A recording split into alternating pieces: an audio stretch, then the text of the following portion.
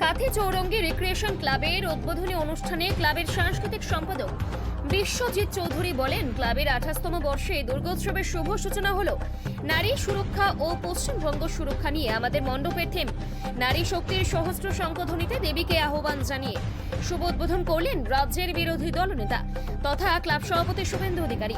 রাজ্যের মুখ্যমন্ত্রী মমতা বন্দ্যোপাধ্যায়কে কটাক্ষ করতে ছাড়েনি বিশ্বজিৎ বাবু।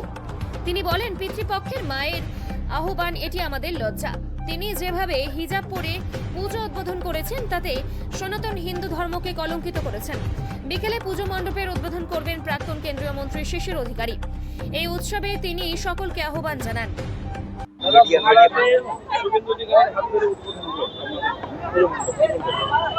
আজকে আমরা দীর্ঘ 28তম বর্ষে পড়লাম।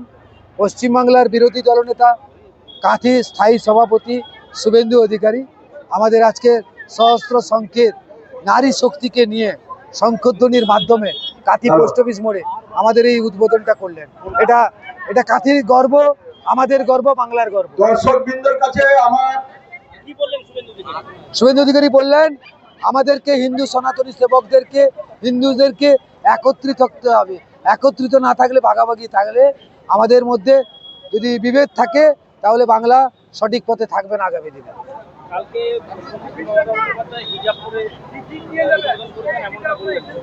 ভাবতেই পারছি না উনি বাঙালি, হিন্দু, মহিলা না কি, আমি বুঝতেই পারছি না। উনি মুখ্যমন্ত্রী মমতা ব্যানার্জি কালকে যেভাবে হিজাব পরে উনি পুজো উদ্বোধন করলেন, আবার পিতৃপক্ষে, এটা অবিস্মরণীয়। বাঙালির কাছে অবিস্মরণীয়, সারা পশ্চিমবাংলার কাছে অবিস্মরণীয়, গোটা ভারতবাসীর কাছে।